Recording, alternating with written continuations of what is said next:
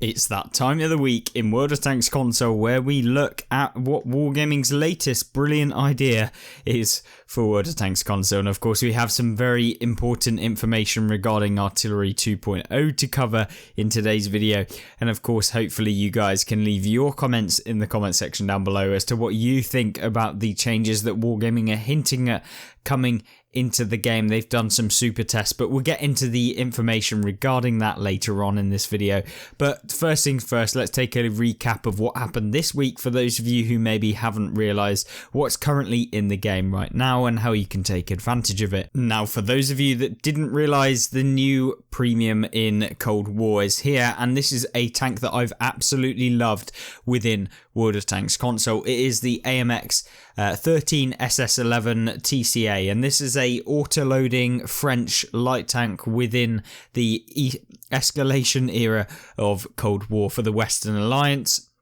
This thing has a 6-shot autoloader. It's got a 4-shot autoloading missile launcher that can do 1,150 damage per shell, I believe. Or no, in fact, 1,210 per ATGM. And this means that this tank has a unbelievable amount of damage per minute that it can do if you swap between the missile launcher and also using the main gun of this tank. Then yeah, you can have some unbelievable results. And if you want to check out what this tank is all about, I really implore you to take a look at the video that we did on this tank, completely reviewing it and letting you know how to play it and the sort of things that you can use the tank for. Nonetheless, let's jump into the other information. Now, for those of you who want to pick up the Aufklärungs Panzerpanther, the Tier 7 light tank, German line tank in the game currently, then it is free for those of you who can earn it in the June challenge. And this is a challenge that will last 4 weeks, I believe. And if you complete 3 of those 4 weeks, you can get the tank for free. It's a free Tier 7 premium. It's an amazing Tier 7 premium as well within the game, so something that you should definitely be going towards. And in addition to that, right now in the game it's double silver at tier 10, and also it's a 50% XP and 50% silver on every battle you play in vehicles tier 5 and plus in the Super Conqueror line, the WZ111 Model 5A line and the 60TP line. So if you play any of the Super Conqueror, the WZ or the 60TP at tier 10 and you kind of utilize the double silver week, then you can basically earn 150% more silver on top of what you usually would earn at tier 10 playing in these vehicles right here. So really, really great time to do that. Now that's not it. Next week, we have some interesting information, and the key thing that we have is that there will be some tank skins. Now, these tank skins are on screen right here. You can see the 2. We have, of course, the HMS TOG 2 that you can see here. God Save the Queen on the side of it. It's looking pretty fresh. The TOG 2 is a tank that is... No, it's terrible, to be honest with you, and I had a good game in it in a video recently that you can have a look at. I think it's like Tog Time or something like that it's titled, so you can have a look at that, and I'll leave that at the end of this video, as well as that French tier escalation era light tank as well. And then you've got the skin for the Sherman as well here, looking pretty fresh. You can see the skins in particular here. This is what they'll look like. And I believe that you can actually pick up these skins for free. So these are going to be some free tank skins, I believe. I'm not entirely sure, don't quote me on that.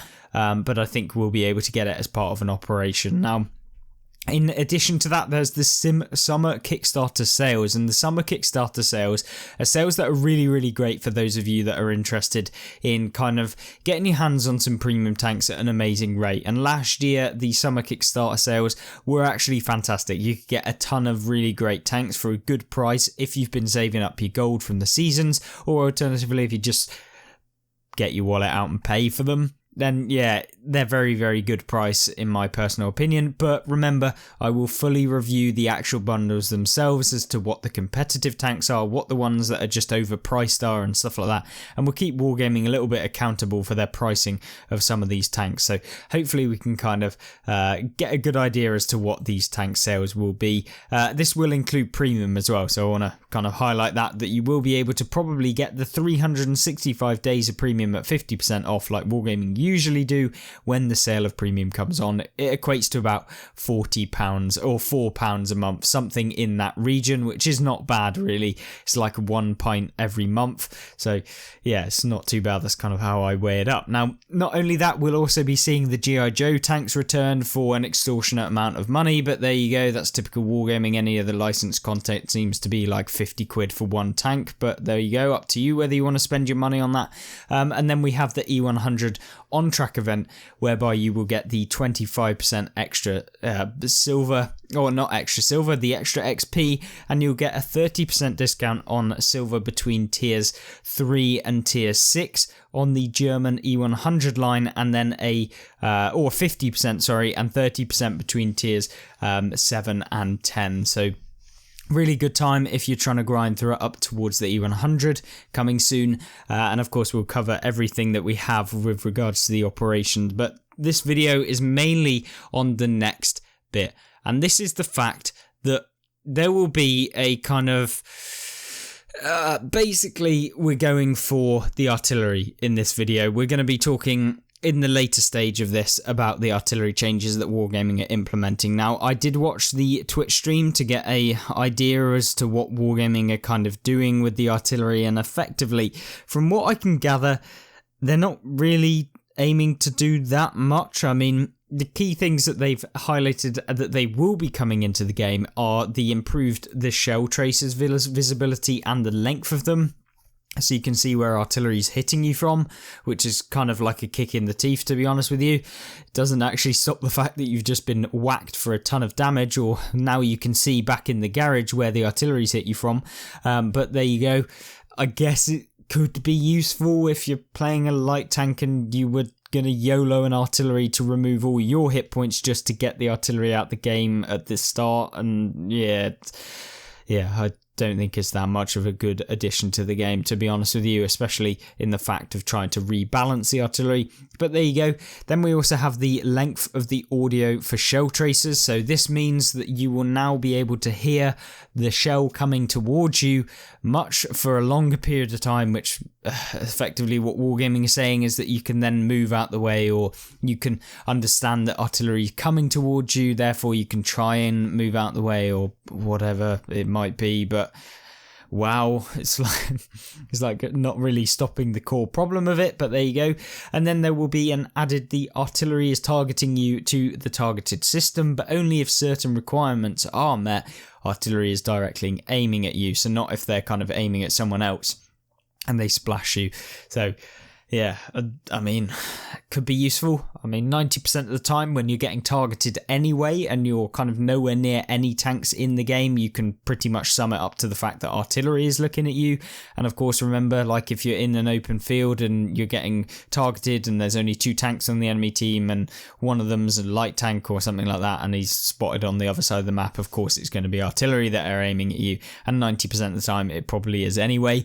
So yeah, I don't think it's that much of kind of an addition. It's there for those of you who maybe can learn a thing or two about when artillery is likely to be looking at you, but for the majority of experienced players, this makes absolutely no difference whatsoever at all in any sense of the word. So yeah, I mean, it's there. But the key thing is, I think, is that Wargaming are basically saying that they've tested in super tests. This is what they've actually done. So Wargaming have sent out these kind of preliminary tests to see what the community or the super testers think about said artillery changes. The artillery changes are effectively that they're reducing the alpha damage of the tanks.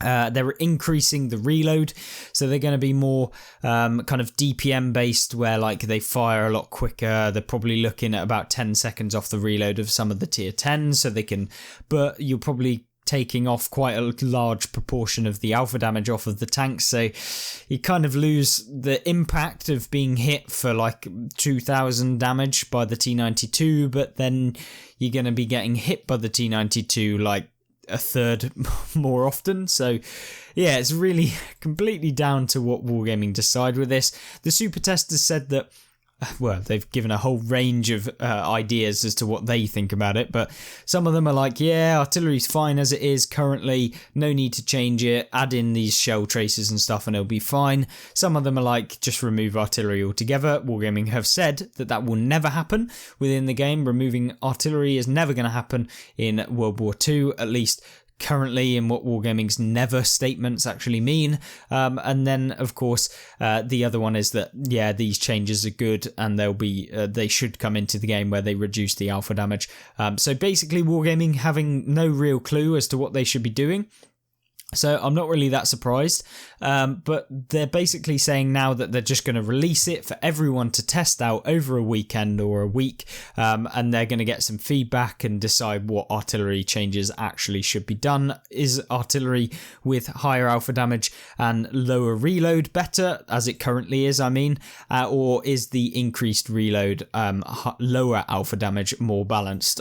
From my personal opinion, I just think that it shouldn't be kind of comparable. The nerf to the alpha damage should not come at the same rate of increase to the rate of fire. For example, if you've got 1,000 alpha damage as it currently stands and a 1 minute reload, if they then decide to reduce the alpha damage to 500, I don't want to be seeing the reload go to 30 seconds from the 1 minute. So don't reduce the time to reload by half, because it doesn't really solve any problems. It's going to be probably more annoying to be able to get hit. So I'd be looking at, reduce the alpha damage by half, then you end up with a reload 3/4 of what it currently is. So they do actually get a nerf to how much damage in a minute that they could do. I think that's probably the best option. Yeah, just as long as they're not one-shotting, and I think that would be the good idea for Wargaming to go personally. But obviously you guys have a completely different skill set. You have a completely different experience with the game. I've played a ton in artillery, to be honest with you, and to be quite frank, it's because it's easy and you don't have to pay attention. You can literally just sit there eating your crisps and watching TV shows and then turn around and one-shot someone, and then get on with your day and carry on eating crisps and doing your thing, and then turn around and one-shot another person. But there you go. That's kind of what I did when I got fed up of World of Tanks. So yeah, not particularly the nicest for the people on the enemy team, but there you go. Other than that, we're also getting some information regarding some seasons, and once the season releases, there will be an arty test week. So this is when artillery are actually getting tested. It's the week after the season, or between the two seasons. So it's kind of interesting. We're going to be seeing what Wargaming are actually doing. So once the season releases, there will be an arty test week or weekend to test the arty changes. So hopefully this will be it's annoying that they're doing it on the season release, so the next season release, because it's the season release should be a good thing. I don't want to be seeing artillery get better throughout this time. Some people are saying that they're worse from the super test. I'm not entirely sure, to be honest with you, and we'll just have to wait and see as to what they actually come out with. Either way, there is also the new matchmaker will try to make classes and tiers equal for both teams, and also take battle count into the equation to try create more balanced games, which is always good.